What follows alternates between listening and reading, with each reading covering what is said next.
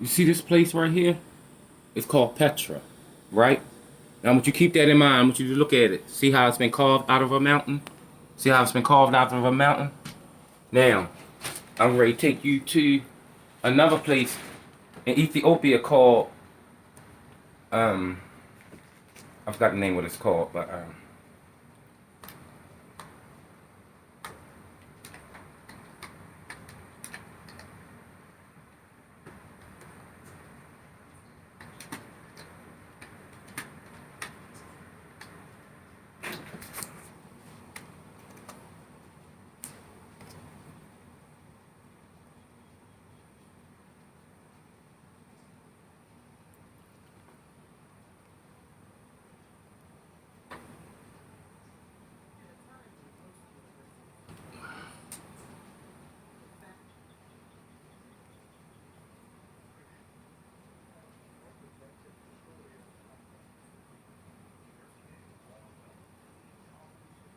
Frozen in time.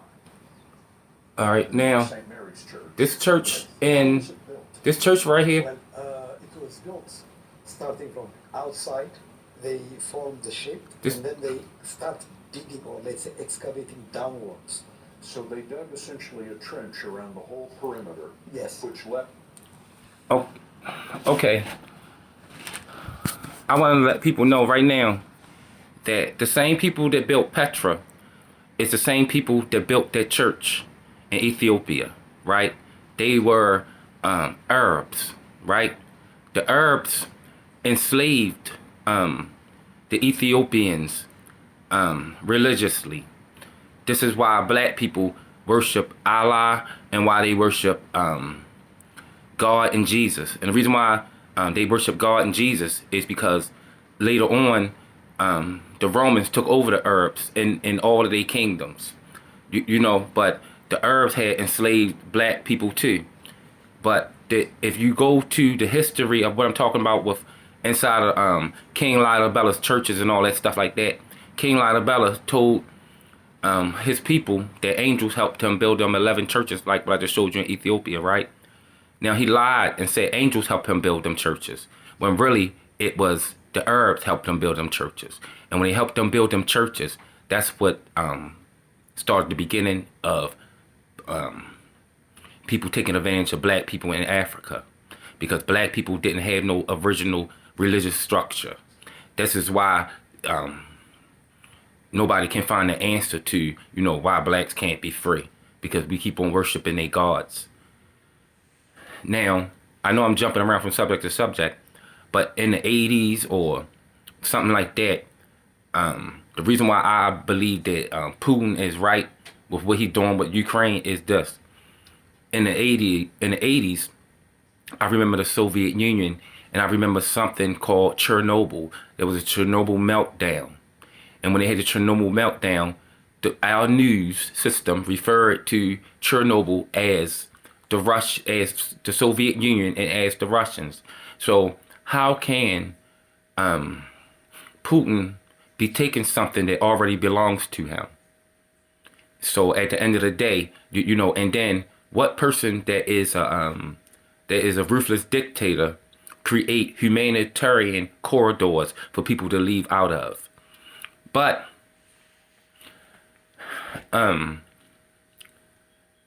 at the end of the day, you know, I feel as though that everybody got to look at it like this. The middle class has moved because the big business, middle class moved a lot of the business overseas in China. So if they move their business overseas in China, right, that means a lot of money is over in China, right? So, but you notice China won't back America because Trump put sanctions on them, right? So Putin is allies with China. You see what I'm saying? At the end of the day. So what makes you think that they're going to help America out, right? And Europe and the United States, to me, is the biggest racist countries in the world. Hate to say it, you know, but it's the truth, you know? And if... So what's going to happen is, basically, the Ukraine...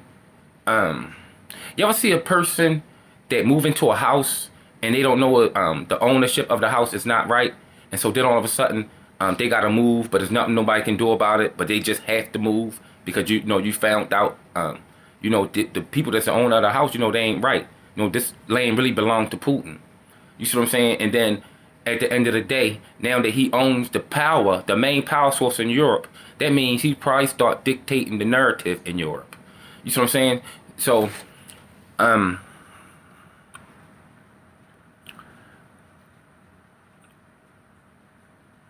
but at the end of the day, notice how the United States didn't step in like we gonna give them air support, because they see at the end of the day they had their money invested in war bonds. You see what I'm saying? War bonds, right? Because they fueling both sides of the war. You see what I'm saying? And because if they don't fuel both sides of the war, people in the big time American businesses that moved overseas is going to lose money. You see what I'm saying? So at the end of the day, so them big time people overseas got their stuff invested, also probably got their money invested in war bonds too. But at the end of the day, black people, if you want to be free, you must leave their religion alone.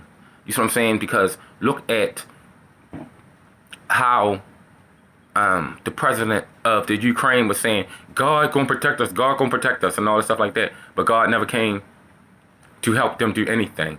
Remember, their country is under God's rule, remember? You see what I'm saying? And you hear him saying, God gonna come and help us. He didn't come and do anything. Just like when black people ask for their rights, God don't come and do nothing for black people's rights because you are religious under